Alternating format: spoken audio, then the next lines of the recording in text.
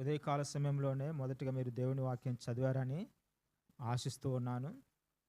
తప్పకుండా దిన ప్రారంభంలో మొట్టమొదటిగా దేవుని వాక్యానికి ప్రాధాన్యతనిచ్చి, మోకరించి దేవుని వాక్యం చదివి, ఆ తర్వాత ప్రభువుకు అప్పగించుకోవడం మంచిది. తదనంతరం కుటుంబ ప్రార్థన కలిగి ఉంటే మంచిది. తద్వారా మనకు, కుటుంబానికి, మనం చేరువస్తున్నటువంటి సంఘానికి ఆశీర్వాదకరము. దేవుని పిల్లలైనటువంటి మనకందరికీ ఒక మాట జ్ఞాపకం చేయబడేది ఏంటంటే, ప్రభు సన్నిధికి వస్తున్నప్పుడు ఆదివారం రోజు విస్తారమైన పనులు పెట్టుకోకూడదు, అధికమైన పనులు పెట్టుకోకూడదు. కొందరు అధికమైన పనులు పెట్టుకొని మాంసము, పూరీలు, చికెను, కోడిగుడ్లు, ఆ పులుసు, ఈ పులుసు రకరకాలుగాని పెట్టుకొని తర్వాత తల స్నానాలంటే ఈ స్నానాలంటే చేసుకొని ఆలస్యంగా వస్తూ ఉంటారు. దయచేసి ఇటువంటి చేయకూడదు. తక్కువ పనులు పెట్టుకోనండి. అవసరమైతే వాక్యం కోసము, దేవుని సన్నిధి కోసము, మందిరంలో గడపడానికి కోసము ఇంత కారం మెతుకులు తిన్నా మంచిదే, కానీ సమయాన్ని పోగొట్టుకోకూడదు. 5 నిమిషాలు ముందుగా వచ్చే ప్రయత్నం చేయండి. దేవుని మందిరానికి ఒక 5-10 నిమిషాలు ముందుగా వచ్చే ప్రయత్నం చేయండి. దేవుని మందిరంలో చాలా పని ఉంటాయి కాబట్టి, మీ పిల్లలు ఎవరంటే మీరు ఉన్నట్లయితే ఇంకొంచెం ముందుగా వచ్చేసి దేవుని మందిరం పనుల్లో సహకారంగా ఉంటే మంచిది. నాకెందుకులే, వారు చాపలేస్తారు, ఊడుస్తారు, తుడుస్తారు, కుర్చీలేస్తారు, నేను వెళ్ళి కూర్చుంటాను, నిద్రపోతాను, నా ఇంటికి నేను వచ్చేస్తాను, వండింది పెడితే తింటాను, వస్తానంటే అది నీకు ఆయాసమే. ఒక రోజున ఏమని చెప్పండి, అది నీకు ఆయాసమే. ఖాళీగా ఉన్న సమయం ఉందనంటే దేవుని ఇంట్లో కొంచెం పని చేయడం మంచిది కదా. ఇతరులకు మాదిరికరంగా మన జీవితాన్ని కనపరుచుకోవడము మంచిది. కొందరు దూర ప్రాంతం ఉన్నప్పటికీ పరిగెత్తుకుని వస్తే సమయానికి వస్తూ ఉంటారు. కొందరు దగ్గర ఉన్నప్పటికీ ఆలస్యంగా వస్తారు. ఏందో వాళ్ళ ట్రైన్ ఆలస్యం అనుకుంటా కదా. ఇండియన్ ట్రైన్స్ కొంచెం ఎప్పుడైనా కూడా ఏం చెప్పండి, అక్కడ 20 మినిట్స్ లేట్ అని చూపిస్తుంది, గంట అయినా కావచ్చు. సరే, దేవుని వాక్యంలోనికి వెళదాం. మనము చివరిసారి కూడా గత 2-3 వారాల క్రితం అనుకుంటాను దేవుని వాక్యాన్ని నేను పంచుకున్నప్పుడు యాకోబు జీవితంలో నుంచి కొన్ని విషయాలు చెప్పుకున్నాం. ఏది చెప్పండి, దేని గురించి, ఎవరి గురించి? యాకోబు జీవితముడు గురించి మనం చెప్పుకున్నాం. ఆ అనే అక్షరం మీద 5 మాటలు చెప్పుకున్నాం. దేని మీద చెప్పండి? ఆ అనేటువంటి అక్షరం మీద 5 మాటలు. యాకోబులో ఉన్నటువంటి కొరతలు ఏంటి అనేది మనం చెప్పుకున్నాం. ఆలస్యము, అశ్రద్ధ, అవిధేయత, అశ్రద్ధ, ఇంకా అనాలోచితమైనటువంటి నిర్ణయాలు కదా. వీటి చేత యాకోబు ఎంత నష్టపోయినాడు అనేటువంటి విషయాలు చెప్పుకున్నాం. రండి, రెండో భాగంలోనే ఈ క్లాస్ అయిపోయిన తర్వాత, లేకుంటే ఈ వర్తమానం అయిపోయిన తర్వాత, ప్రభుబళ్ళు అయిపోయిన తర్వాత మరొక 15 నిమిషాలు మనకు గిడియోన్స్ బైబుల్ గురించి, గిడియోన్స్ పరిచయ మినిస్ట్రీ గురించి కొంచెం వివరణ ఇవ్వబడుతుంది. దానికి సంబంధించినటువంటి ప్రతినిధులు మన దగ్గర ఉన్నారు కాబట్టి ఈ భాగాన్ని త్వరగా ముగించుకొని మనం ప్రభుబలను కలిగి ఉంటాం. కాబట్టి సాధ్యమైనంత మేర నేను కూడా సమయాన్ని కుదించుకునే ప్రయత్నం చేస్తాను. ఒకవేళ ఆలస్యమైనా కూడా యథావిధిగా ఆదివారం పరిచర్య ఒకవేళ ఆలస్యమైనా కూడా కొంచెం సహనంతో కూర్చుందాము. ఆలస్యమైనా కూడా భోజనం ఉంటుంది, పులుసు ఉంటుంది, అన్నీ ఉంటాయి. కాబట్టి ఓపికతో ఉండండి. నిద్రపోయిన వారికి వడ్డించబడుతుంది, వాక్యం విన్నవారికి కూడా ఏం చేయబడుతుంది చెప్పండి, ఆహారం వడ్డించబడుతుంది. అలా దేవుని ఇంట్లో సమృద్ధి ఉంది. దేవుని ఇంట్లో పనిచేసేవారు కూడా ఉన్నారు. ఎవరన్నా చెప్పండి, పనిచేసేవారు ఉన్నారు, దేవుని ఇంట్లో సమృద్ధి కూడా ఉంది. మనం ఇంకొంచెం కష్టపడితే ఇంకా శ్రేష్టమైన దేవుడు మనకి ఇస్తూ ఉంటాడు. యాకోబుతో దేవుడు చెప్పినాడు ఏమనంటే, నువ్వు లేచి బేతేలుకు వెళ్ళుము, నువ్వు ఏ స్థలంలో అయితే నువ్వు మొక్కుబడి చేశావో ఆదికాండం 28వ అధ్యాయంలో ఆ బేతేలు దేవుడును నేనే అని చెప్పినాడు. దేవుడు ఆ బేతేలులో ప్రత్యక్షమయ్యాడు. లాబాను దగ్గర ఉన్నప్పుడు మరొకసారి ప్రత్యక్షమై, యాకోబు నువ్వు ఎక్కడి నుంచి అయితే వచ్చావో, ఎక్కడైతే స్తంభం నిలిపి నూనె పోసావో ఆ బేతేలు దేవుడు నేనే, కాబట్టి నువ్వు అక్కడికి నీ వెళ్ళు, నేను గొప్ప జనాంగంగా చేస్తా అన్నాడు. 3వ పర్యాయం మరొకసారి ప్రత్యక్షమయ్యాడు దేవుడు 35వ అధ్యాయంలో. మరలా చెప్పినాడు, నువ్వు లేచి బేతేలుకు వెళ్ళుము. అంటే ఎక్కడున్నాడు అని అంటే ఎక్కడో ఉన్నాడు, ఎక్కడనంటే ఎక్కడో ఉన్నాడు. ఆ తర్వాత మనము 18వ వచనం నుంచి చదువుకున్నాం. ఏం చదువుకున్నామంటే, నీ గర్భం నుంచి ఎలాంటి వ్యక్తులు వస్తారు అనేటువంటిది. ఎంత ఉన్నతమైనటువంటి ఆశీర్వాదాలు అని అంటే, అబ్రహాంకి ఇవ్వబడినటువంటి ఆశీర్వాదం కనిపిస్తుంది, ఇస్సాకునికి ఇవ్వబడినటువంటి వాగ్దానం అక్కడ కనిపిస్తుంది, యాకోబు ఊట ప్రత్యేకించబడ్డ స్థానం కూడా మనకి ఇక్కడ జ్ఞాపకం చేయబడుతుంది. ఆది కాండములో పితరులలో యాకోబు ఒక మూలమైనటువంటి వ్యక్తిగానే మనకు కనిపిస్తా ఉన్నాడు. గమనించండి, యాకోబులో నుంచి ఎంతమంది గోత్రకర్తలు వచ్చారు చెప్పండి? 12 మంది. యాకోబునకు మొత్తం ఎంతమంది పిల్లలు? ఎంతమంది పిల్లలు? ఏ తటపాట ఇస్తున్నారేంటి? మీ పిల్లలు అడగట్లే కదా, నేను యాకోబు పిల్లల్ని అడుగుతున్నా నేను. 13 మంది. ఎంతమంది చెప్పండి? 13 మంది. అంటే 12 మంది కుమారులు, ఒక కుమార్తె, ఆమె పేరు దీనా. యాకోబు యొక్క స్థలాలు ఏమని మేము గత పర్యాయం చెప్పుకున్నాం. ఎక్కడెక్కడ ఉన్నాడు అన్నటువంటి విషయాన్ని కూడా చెప్పుకున్నాం. యాకోబులో ఉన్నటువంటి 5 అనేటువంటి విషయాలు ఏంటియో మనం చెప్పుకున్నాం. యాకోబుతో దేవుడు 3 సార్లు ప్రత్యక్షమై ఆశీర్వదించినట్టుగా చూస్తూ ఉంటాము. తండ్రి అయినటువంటి ఎవరు? యాకోబు యొక్క తండ్రి ఎవరు? ఎవరు చెప్పండి కొంచెం గట్టిగా. ఇస్సాకు కదా. ఇక్కడ మిస్సింగ్ అయినటువంటి ఇస్సాకు కాదు, బైబిల్లో ఉన్నటువంటి అబ్రహాం కుమారుడు అయినటువంటి ఇస్సాకు. ఇస్సాకు యొక్క చిన్న కుమారుడు ఎవరు? యాకోబు కదా. యాకోబు రిబ్కా యొక్క కుమారుడు. ఈ యాకోబునకు 2 భార్యలు, 2 దాసరాండ్రు కూడా తనకు భార్యలుగా అప్పగించబడింది మనం చూస్తూ ఉంటాము. సరే, ఈ దినాన యాకోబు జీవితంలో మనం నేర్చుకోవాల్సినటువంటి విషయాలు ఏమిటంటే, చెప్పుకోవాల్సిన విషయాలు, యాకోబులో ఉన్నటువంటి ద్వంద్వ వైఖరి. చెప్పని? ద్వంద్వ వైఖరి అంటే 2 గుణాలు. ఎటువంటి చెప్పండి? 2 మనస్తత్వాలు, 2 గుణాలు, 2 పోకడలు. ఇవి ఆశీర్వాదానికి దూరం చేస్తూ వచ్చాయి. యాకోబులో ఉన్నటువంటి ద్వంద్వ వైఖరి అనేటువంటిది, ఈ 2 మనస్తత్వాలు, 2 గుర్రాల మీద సవారీ చేయడం అనేటువంటిది ఏం చేస్తుంది అని అంటే, దేవునికి ఇష్టమైన వ్యక్తిని కాదు కానీ ఇంకా ఆలస్యము దూరం చేయడం చూపిస్తూ ఉంది. దేవుని వాక్యం రాయబడింది 119వ కీర్తన 113వ వచనంలో ఒక మాట రాయబడింది. చదవండి ఒకసారి.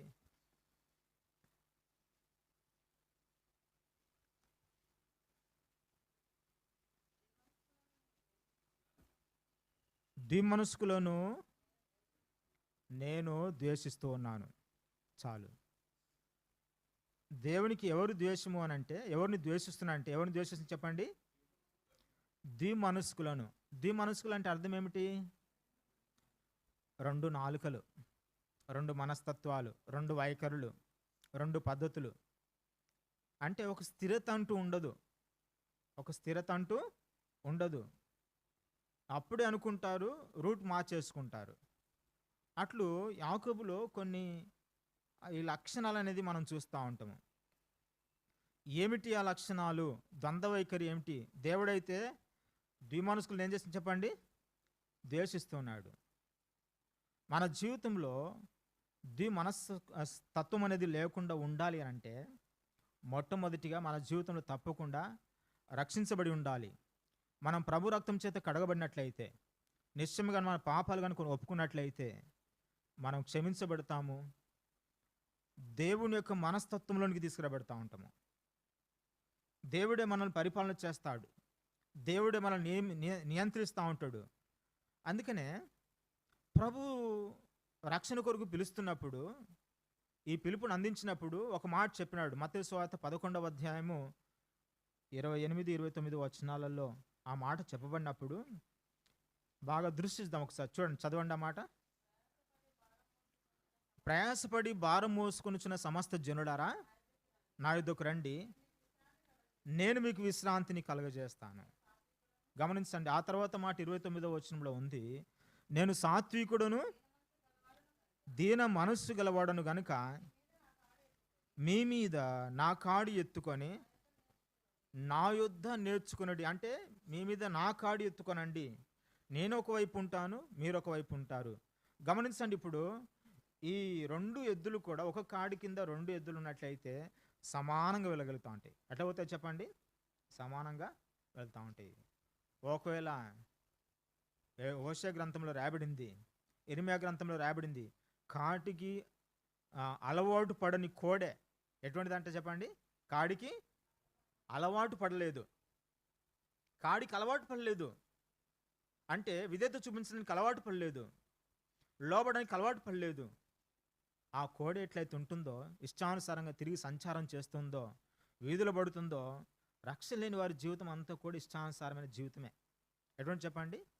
ఏ వ్యక్తి అయితే ప్రభుకు హృదయాన్ని అప్పగించాడో, యేసు ప్రభు రక్షణ ఇచ్చే రక్షణ పొందరో, పాపక్షమాపణ పొందరో, ప్రభువునట్లు నిర్లక్ష్య పెట్టేసి హోళ్ళు పెడతారో, లేకుంటే అట్లా నియంత్రించి పెడతారో, అలాంటి వారు ఎటువంటి వారంటే స్వేచ్ఛానుసారులు, తమ ఇష్టానుసారమైన పద్ధతులకు వెళ్ళిపోయేటువంటి వారు. ఒకళ్ళు రక్షించబడినట్లయితే, ప్రభునందు విశ్వాసం ఉంచినట్లయితే, నిశ్చయంగా మనం ప్రభుకు అప్పగించుకొని ప్రభు యొక్క అడుగు జాడలు, ప్రభు యొక్క మాదలకు వెళ్ళిపోతాం. అందుకనే 1 పేతురు పత్రిక 2వ అధ్యాయం 22వ వచనంలో రాయబడింది, మనము తన అడుగు జాడలు నడుచుకున్నట్లు మనకు మాదిరి ఉంచిపోయాను, క్రీస్తు మీ కొరకు కూడా బాధపడి మీరు తన అడుగు జాడలందు నడుచున్నట్లు అని రాయబడింది. అంటే మనం ఎక్కడ నడుచుకోవాలి చెప్పండి? ఆయన అడుగు జాడలు ఉన్నాయి కదా. ఎవరు అడుగు జాడలు? క్రీస్తు యొక్క అడుగు జాడలు ఉన్నాయి.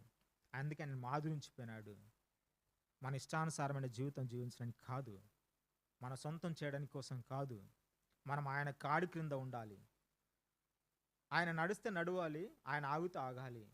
మేఘము ఎత్తబడితే ప్రజలు, ఇశ్రాయేల్ ప్రజలు కొనసాగాలి. మేఘం నిలిచి ఉంటే అక్కడ గుడారాలు వేసుకొని ఎంతకాలము ఆ మేఘం నిలిచిపోయింది అంతకాలం ఏం చేయాలి చెప్పండి? అరణ్యంలో ఉండాలి. అది దేవుడు కోరుకున్నాడు. రండి, యాకోబులో ఉన్నటువంటి ఈ ద్వంద్వ వైఖరి, రెండు మనస్తత్వాలు ఎక్కడెక్కడ కనిపిస్తాయి అండ్ మొట్టమొదటిగా ఆది కాండంలోనికి రండి ఒకసారి. 27వ అధ్యాయము, ఆది కాండము 27వ అధ్యాయము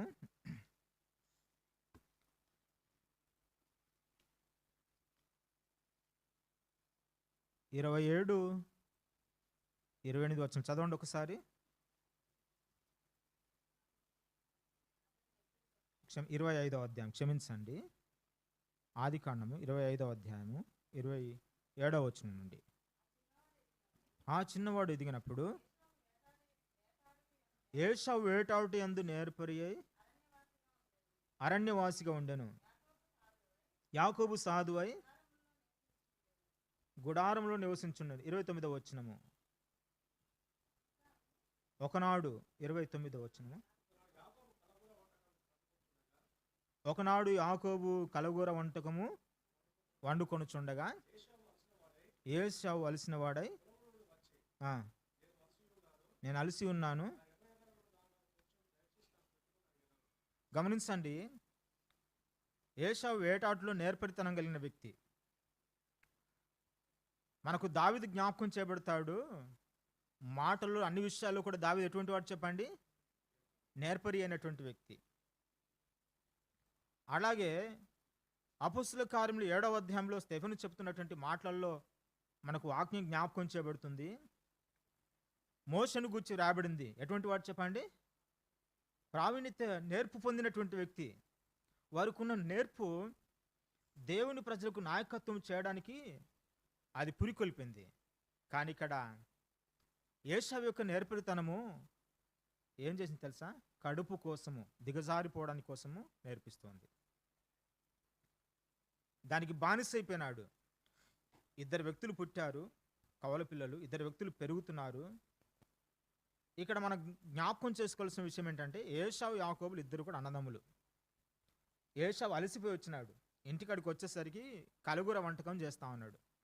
అయ్యా నేను అలసిపోయాను, కొంచెం భోజనం నాకు వడ్డించమనంటే, చూడండి ఏం చేస్తున్నానంటే, నువ్వు వండుకున్నటువంటి నా వంట నీకు పెట్టాలంటే నీ యొక్క జ్యేష్ఠత్వాన్ని నాకు ఇవ్వు అంటే, తన తోటి సహోదరుడే, తనతో పెరిగినటువంటి వ్యక్తే, తనతో పాటు తల్లి గర్భం నుంచి వచ్చినటువంటి వ్యక్తే, ఒక ఉదరం నుంచి వచ్చినటువంటి వ్యక్తులు, ఒకే పాలు త్రాగినటువంటి వారు కదా, ఒకే గుడారంలో పెంచబడినటువంటి వారు, ఒకే ఒడిలో పెంచబడినటువంటి వారు.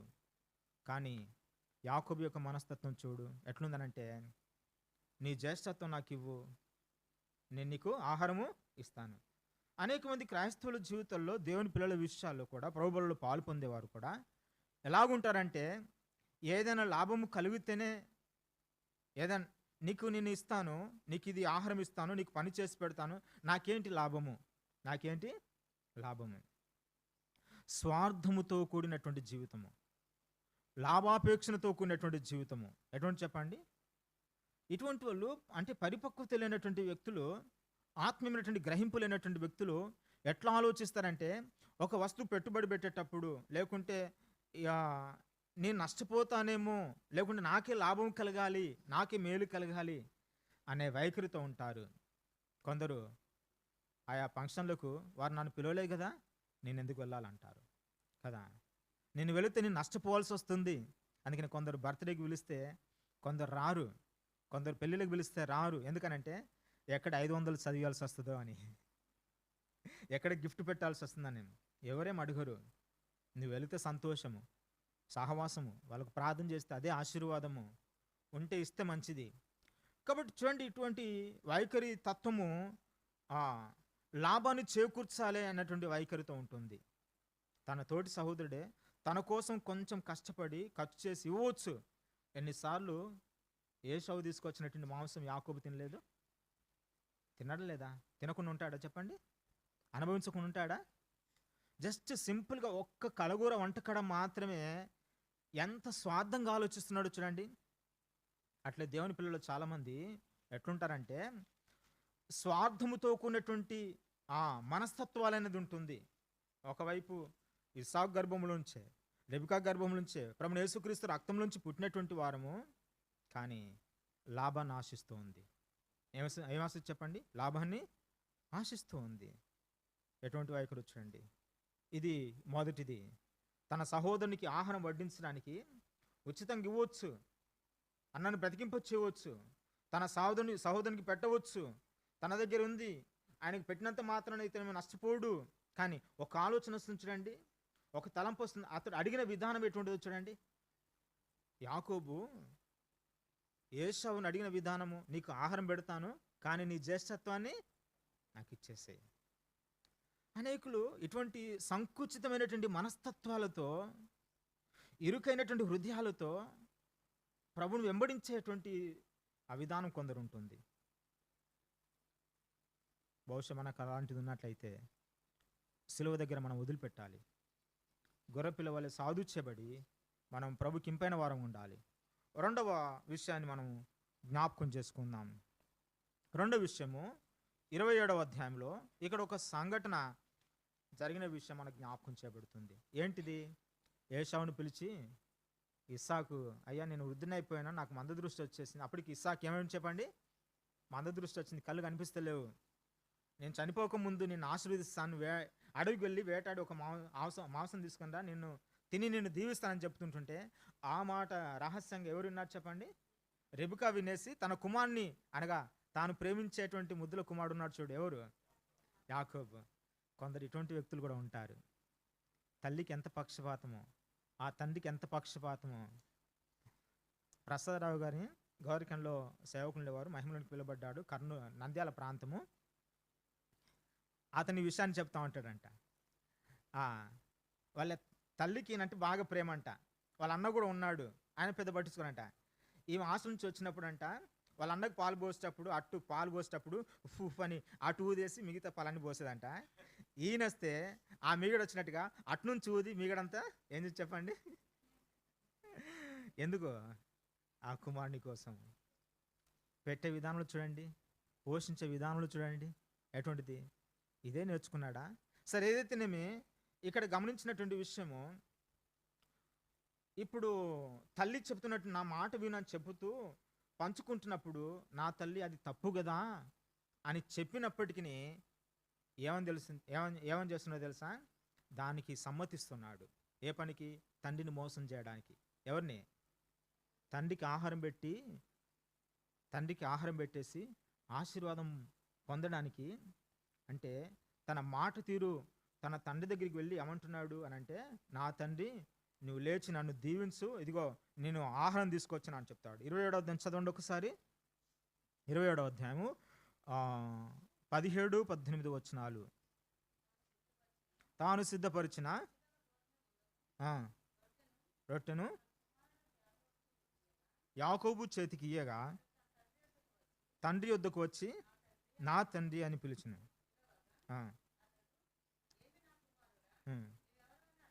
నువ్వెవరు అని అడిగాను. అందుకు యాకోబు,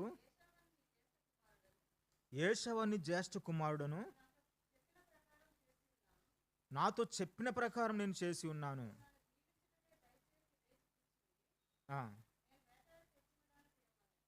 గమనించండి, యాకోబు జన్మంలో జన్మ రహస్యము, ఒక ప్రత్యేకమైన ఉద్దేశం దేవునికి ఉంది. యాకోబు జన్మించగొనిపే దేవుడు అతని గురించి వాగ్దానం చేసినాడు. పెద్దవాని కంటే చిన్నవాడు ఏమవుతాడు? గొప్పవాడు అవుతాడని. నేను యాకోబుని ప్రేమించి తిని అని చెప్పాడు కదా. యాకోబును దీవించడం మొదలుపెట్టాడు దేవుడు. ఇలాంటి ప్రణాళికలు కలిగి ఉన్నప్పటికీ ఒక ఆత్మ సంబంధం వ్యక్తికి ఉండవలసిన లక్షణాలు పోగొట్టుకొని ఆయా సందర్భాల్లో ఇలాంటి ద్వంద్వ వైఖరులు ఏం చేస్తున్నాడో చూస్తున్నాం. మొదటిది తన సహోదరుని దగ్గర, రెండవది తన అన్న దగ్గర, క్షమించండి తన తండ్రి దగ్గర కదా. ఏం చేసింది చెప్పండి? ఆ మేకపిల్ల మాంసం తీసుకొని మేక చర్మం ధరించుకొని నా తండ్రి లేచి దీవించు నన్ను అంటున్నాడు. ఇక్కడ 2 పర్యాయాలు అబద్ధం చెప్తున్నాడు. ఏం చెప్తున్నాడు? 2 పర్యాయాలు ఏశావును నీ జ్యేష్ఠ కుమారుడు అని చెప్తున్నాడు. ఏశావును నీ జ్యేష్ఠ కుమారుని అని చెప్తున్నాడు. లేచి తిని నన్ను దీవించు. నా కుమారుడా, నువ్వెవరు ఇంత శీఘ్రంగా నీకు ఎట్లా దొరికింది ఈ వేట అని అంటే, రెండో మాట అబద్ధం చెప్తున్నాడు. ఏమని చెప్పాడు? నీ దేవుడే, నా దేవుడు కాదు. ఎవరి దేవుడు అంట? నీ దేవుడే. ఎంత మోసయుక్తమైన మాటలు చూడండి. కాబట్టి గమనించండి, లోపల మనస్సాక్షి పనిచేస్తూ ఉంది. మనస్సాక్షికి పనిచేసే వారికి ఏది చేసినా కూడా చలనం అనిపించదు అసలే. వాతమైన మనస్సాక్షి, కఠినమైన హృదయంతో ఉన్నటువంటి వ్యక్తులు ఏం చేసిన వారికి తప్పు అనిపించదు. ఇక్కడ చూడండి, యాకోబు తన తండ్రిని మోసగించేటువంటి పద్ధతిని మనం చూస్తూ ఉన్నాం. అంటే తన తండ్రి ఎంత విధేయుడు అసలు. ఇస్సాకు అబ్రహామును ఎప్పుడైనా ఇట్లా చేశాడా? ఇస్సాకులో భక్తి గల గుణలక్షణాలన్నీ కూడా ఎవరిలో ఉంటబట్టించుకోవాలి చెప్పండి? ఎవరిలో? యాకోబులోనికి రావాలి. యాకోబులోనికి రావాలి. కానీ అది కాదు. వైఖరి ఎట్లుందో చూడండి, మనస్తత్వం ఎట్లుందో చూడండి. ఒకవైపు ఆత్మ సంబంధంగా జీవించాలనుకుంటేనే, ఆశీర్వాదాలు కావాలనుకుంటేనే ఏం చేస్తుంది చెప్పండి? ఏం చేస్తున్నాడు? ఏశావు నేను జ్యేష్ఠ కుమారుడు అని చెప్తా ఉంటారు. నేనే పెద్దోడిని నేనే. ఎట్లా పెద్దోడు అవుతావు? కాదు కదా. రెండవది, నీ దేవుడే నా ఎదుటికి దాన్ని రప్పించెను అని చెప్పడం చూడండి. రప్పించను చూడండి. తండ్రి దగ్గర తండ్రికి తెలియదా? తెలుసు. ఎవడెటువంటి వాడో తండ్రికి బాగా తెలుసు. కానీ తండ్రి యొక్క అమాయకత్వాన్ని చూసి, తండ్రి యొక్క దృష్టి యొక్క లోపమును బట్టి ఏం చేసింది చెప్పండి? ఈ కుమారుడు మోసం చేయడం నేర్చుకున్నాడు. లేకుంటే 2 విధాలైన మనస్తత్వంతో ప్రవర్తించడం నేర్చుకుంటున్నాడు. ఒకవేళ మనం ఇతరుల దగ్గరికి వెళ్ళేసి వేరే పేరు చెప్పుకొని నువ్వు ఆ ప్రవర్తన చేయకూడదు.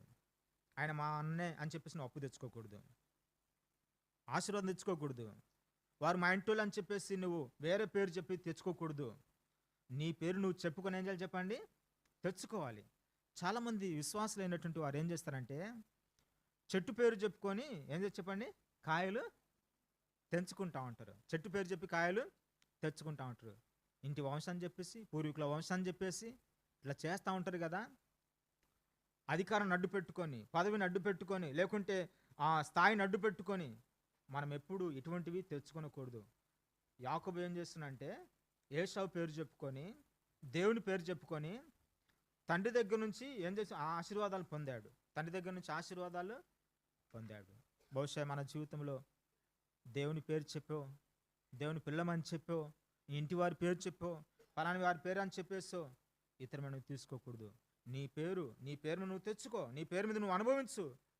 దేవుని వాక్యం ఉంది కదా, నిర్గమకాండంలో 33వ అధ్యాయంలో మోషేతో దేవుడు అంటాడు, ఏమంటాడు? నీ పేరును బట్టి నేను నిన్ను ఎరిగి ఉన్నాను అంటాడు. నీ పేరును బట్టి నేను నిన్ను ఎరిగి ఉన్నాను. మోసపోకుడి, దేవుడు ఎక్కిరింపబడు. మనుషుడు ఏం విత్తును అదే పంట కోయును. మనము ప్రారంభంలోని దేవుని వాక్యం చదువుకున్నాం. మూడవ వైఖరి మూడవ వైఖరి మొదటిదేమో లాభం ఉంటేనే తప్ప పని చేయలేదు, ఆహారం పెట్టలేదు. రెండవది ఏశావు పేరు చెప్పుకొని, దేవుని పేరు చెప్పుకొని ఆశీర్వాదము పొంద ప్రయత్నించినాడు. మూడవది, ఇప్పుడు ఎక్కడికి పోదాం?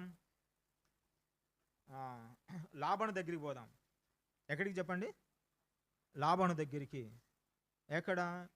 28వ అధ్యాయంలో దాటేసి 29వ అధ్యాయంకి వచ్చేసరికి బెతేలు కుమారుడైనటువంటి లాబానుకి 2 కుమార్తెలు. ఎంతమంది చెప్పండి? లాబానుకి 2 కుమార్తెలు.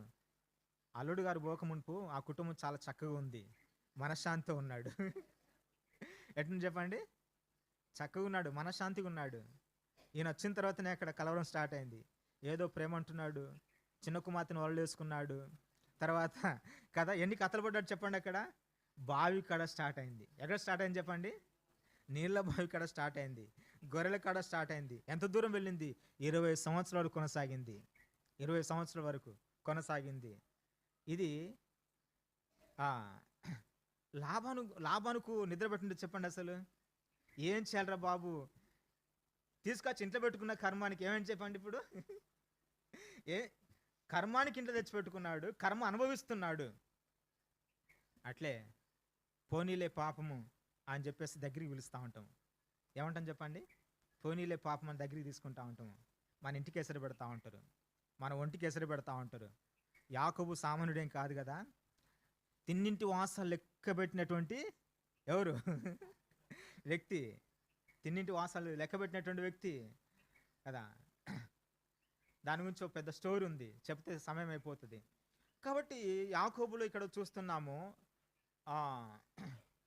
లాబాను దగ్గరికి వచ్చిన తర్వాత ఒక మాట చదువుకుందాం. ఆ మాట జ్ఞాపకం చేయబడుతుంది. 30వ అధ్యాయం ఆఖరి వచనం చదవండి ఒకసారి.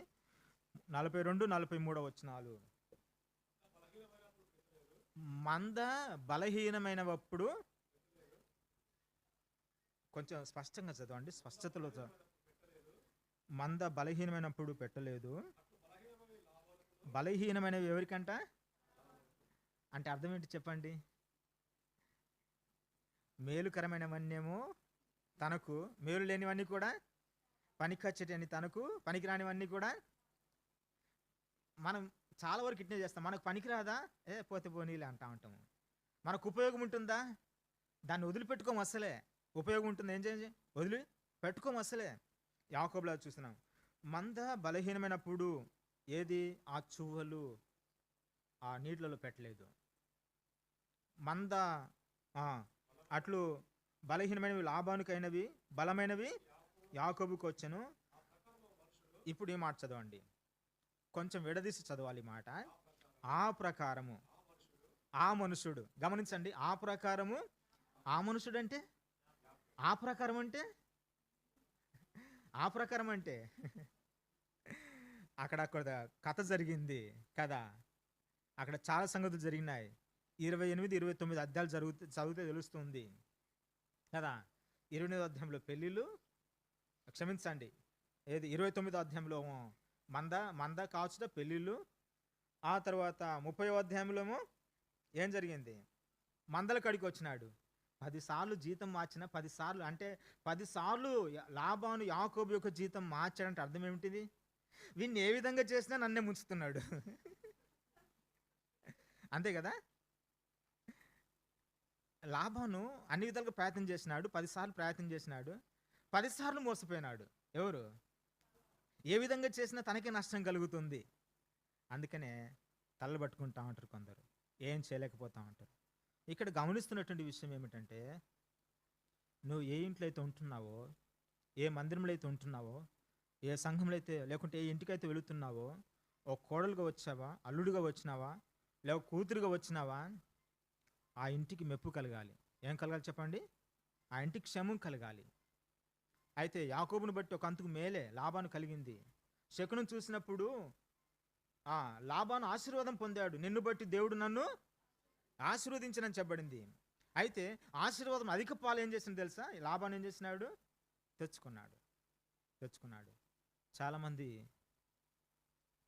తమకు చేతగాక తమకు చేతగాక ఇతరుల వ్యక్తుల మీద ఆధారపడుతూ ఉంటారు. ఏదో చెప్పండి, ఇతర వ్యక్తుల మీద దేవుడు మనకు అన్ని విధాలుగా ఇచ్చినాడు. నువ్వు కష్టపడినట్లయితే, నువ్వు ప్రయాసపడినట్లయితే దేవుడు నీకేం తక్కువ చేయడు. 127వ కీర్తన 3వ వచనం రాయబడింది, తన ప్రియులు నిద్రించునుగా దేవుడు వారికి ఇచ్చినాడు. మీరు వేకున లేచి చాలా రాత్రి అంత పండుకొనుచు కష్టాజితమైన ఆహారం తినుచుంట వ్యర్థమని రాయబడింది. కాబట్టి గమనించండి, మనకు ప్రయాసాన్ని దేవుడు తప్పకుండా ఆశీర్వదిస్తాడు. 128వ కీర్తనలో రాయబడింది, ఏమని రాయబడింది? నిశ్చయముగా నువ్వు నీ చేతుల కష్టాజితము నువ్వు అనుభవిస్తావు. నీ కష్టాన్ని దేవుడు వృధాగా పోనివాడు. కాబట్టి ఇక్కడ మూడవ ద్వంద్వ వైఖరిలో ఉన్నటువంటి యాకోబులో ఉన్నటువంటి విషయం ఏమిటంటే, ఇతరులకు మేలు చేసినట్టుగానే ఉన్నాడు, ఇతరులకు మంచి చెప్పినట్టే ఉన్నాడు, లాభం చేకూర్చినట్టుగా ఉన్నాడు. కానీ యాకోబు లాభానికి ఏం చేసింది చెప్పండి? నష్టం కలిగింపచేసినాడు. సరే, పోతూ పోతూ వెళుతూ ఎట్లున్నాడు తెలుసా? తన తండ్రికి, తన మామకు, అత్తకు చెప్పకుండా లేయను రాహేలు ఇద్దరిని కూడా దొంగతనంగా ఎత్తుకుని పోతున్నాడు. గమనించండి, అత్తగారింటికి వెళ్ళిన తర్వాత, తల్లిగారింటికి వెళ్ళిన తర్వాత గౌరవంగా భార్యను తెచ్చుకోవాలి. ఎట్లా తెచ్చుకోవాలి చెప్పండి? గౌరవంగా తెచ్చుకోవాలి. లేకుంటే నీ మామ దృష్టిలో నువ్వు చులకనైపోతావు, నీ అత్త దృష్టిలో నువ్వేమైతే చెప్పండి చులకనైపోతావు. నేను ఒకసారి భరిస్తారు, 2 సార్లు భరిస్తారు, వాడంత పనికి మాలినోడు, అదంత పనికి మాలినది ఇంకెవరు కాదంటా ఉంటారు.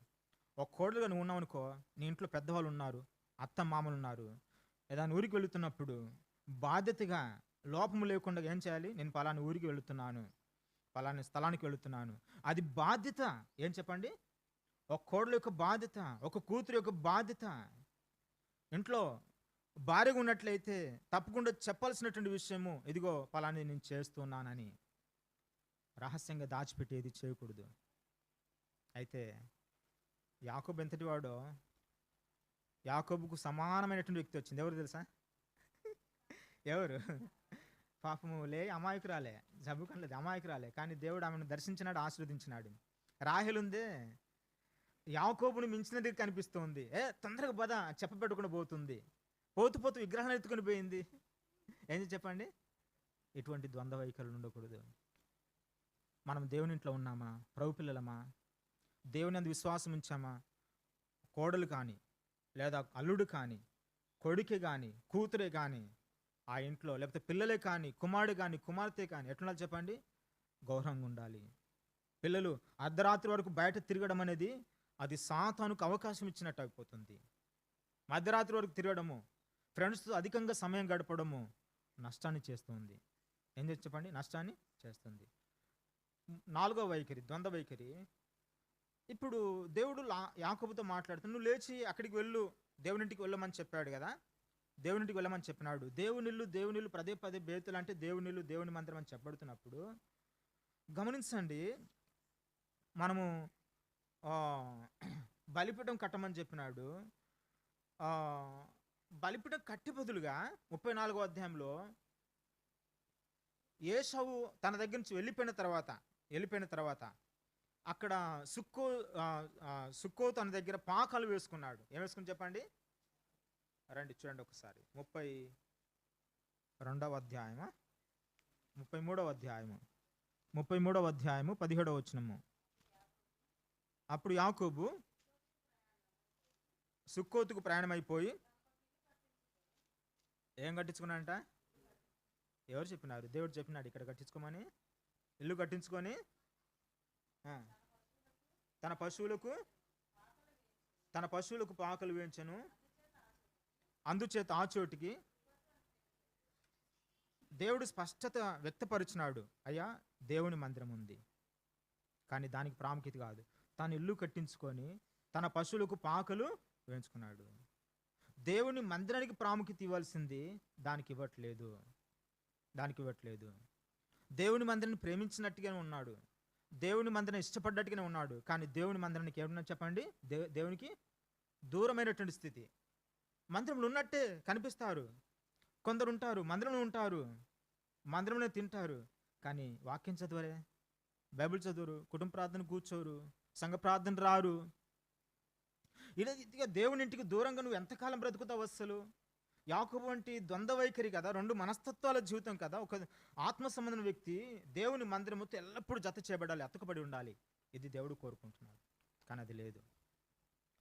ఐదవ తలంపు ఏంటంటే, నాలుగవదేమో దేవుని మందిరము బలిపీఠం కట్టాల్సింది, కానీ అది మర్చిపోయి ఇల్లు కట్టుకున్నాడు, పాకలు వేసుకున్నాడు పశువులకు. అది ఆలస్యం చేశాడు. ఐదవది సమర్పణ విషయంలో కూడా బలిపీఠం కట్టమన్న దేవుడు, బలిపీఠం అంటే ఏంటిది? అర్పణ. ఏశావుకు మందల కొద్దీ ఇవ్వడానికి ఇష్టపడ్డాడు. ఎవరు అంటే తన ప్రాణాన్ని కాపాడుకోవడానికి, తన ప్రాణాన్ని భద్రపరచుకోవడానికి 32వ అధ్యాయంలో కానుకలుగా గుంపులు గుంపులుగా మొదటి కానుక, రెండవ కానుక అని చెప్పేసి పంపించేసినాడే. తన భార్యను నిలబెట్టాడు, లేయని ఆఖరి స్థానంలో పెట్టాడు, తను ఒక్కడు మిగిలిపోయినాడు. తన ప్రాణం అంటే ఎంత ప్రీతో చూడు. తన సహోదరుని కోసం ఇప్పుడు అంత పంపించినాడు. మొదటిసారి ఆహారం పెట్టమంటేనేమో నీ జ్యేష్ఠత్వం ఇమ్మన్నాడు. ఇప్పుడు అడగకముందు ఏం చేస్తాను చెప్పండి? పశువులు పంపిస్తున్నాడు. ఎందుకు? కత్తి పట్టుకుని చంపుతాడు. 400 మందితో వస్తున్నాడు కదా. ఎంతమందితో? 400 మందితో వస్తున్నాడు కదా. అతనికి ఇవ్వడానికి ఇష్టపడ్డాడు, కానీ బలిపీఠం దగ్గర ఒక అర్పణ అర్పించడానికి ఇష్టపడతలేడు. అంటే సమర్పణ విషయంలో ఎట్లున్నాడు చెప్పండి? ఎట్లున్నాడు? హాస్పిటల్ పెట్టడానికి ఇష్టపడుతూ ఉంటారు, పంచాయతీలు పెట్టడానికి ఇష్టపడుతూ ఉంటారు. దేవుని కొరకు సమయాన్ని హెచ్చించడానికి, ప్రభు కొరకు ఇవ్వడానికి, ప్రభువును తృప్తిపరచడానికి, ప్రభు యొక్క మహిమను చూడడానికి చాలామంది ఇష్టపడ్డారు. అయితే యాబోకు రేవు దగ్గర దర్శించబడ్డాడు. యాకోబు జీవితం నూతనపరచబడింది. ఒప్పుకున్నాడు, విశ్వసించాడు. ఆ తర్వాత 35వ అధ్యాయంలో నువ్వు లేచి బేతెలుకు వెళ్ళము, ఆ బేతెలు దేవుడు నేను అని చెప్పినప్పుడు ప్రయాణమై వెళ్ళాడు. అన్ని సమాధి చేయవలసిన సమాధి చేసినాడు, తొలగించవలసిన తొలగించి వేసినాడు. మరలెక్కడ? మరణమగు వరకు యాకోబు జీవితంలో ద్వంద్వ వైఖరి లేదు. దేవునికి పూర్తిగా ప్రతిష్ఠిత అయిపోయినాడు. కాబట్టి గమనించండి, ద్విమనస్కులను నేను ద్వేషిస్తూ ఉన్నాను. లవోదిక సంఘం గురించి ప్రభు చెప్పినాడు, నువ్వు వెచ్చగా లేవు, చల్లగా లేవు, నువ్వు నిలువెచ్చనగా ఉన్నావు. నీ ఆత్మీయ స్థితి దేవునికి తెలుసు, నీ ద్వంద్వ వైఖరి దేవునికి తెలుసు. రెండు విధాలుగా నువ్వు ప్రవర్తిస్తున్నావు. దేవుని నమ్ముకున్నట్టు నమ్ముకున్నావు. ఆపద వచ్చినప్పుడు ఎక్కడికి వెళుతున్నావు? ఏదో తాయతులు కట్టించుకుంటున్నావేమో, పంచంగాలు చూపించుకుంటున్నావేమో, చేతబడి శక్తుల దగ్గరికి వెళుతున్నావేమో, దిష్టి దించుకుంటున్నావేమో, ఇంట్లో అనేకమైనటువంటి అవన్నీ పెట్టుకుంటున్నావేమో. కొందరు ఉంటా ఉంటారు నల్లధరలు కట్టుకొని, కీడు తొలగిపోదు అటువంటిదేమి. కొందరు కొబ్బరికాయలు కట్టుకుంటా ఉంటారు, కొందరు ఊదిబస్సులు వెలిగిస్తూ ఉంటారు, రకరకాల ప్రయత్నాలు చేస్తూ ఉంటారు కదా. ఇవన్నీ కూడా పాపముతో ముడి పెట్టబడినటువంటివి. ఎంతో చెప్పండి? పాపంతో ముడి పెట్టబడినటువంటివి. అయితే సంఖ్యాకాండంలో ఉంది 23వ అధ్యాయంలో, యాకోబులో మంత్రము లేదు, యాకోబులో శకునము. అంటే ఏమైంది? నూతన పరచబడ్డాడు. అటువంటిది ఏది లేదు. రండి మోకరించండి, ప్రార్థన చేసుకుందాం. దేవుని వాక్యములను మన జీవితాన్ని ఒకసారి పరిశీలన చేసుకొని యోగ్యంగా మన ఎదుటిన్నటువంటి ప్రభు బల్ల రొట్టెలో ద్రాక్షరసంలో పాలు పొందుదాం. దేవునికి ప్రియమైన వారంగా ఉందాం.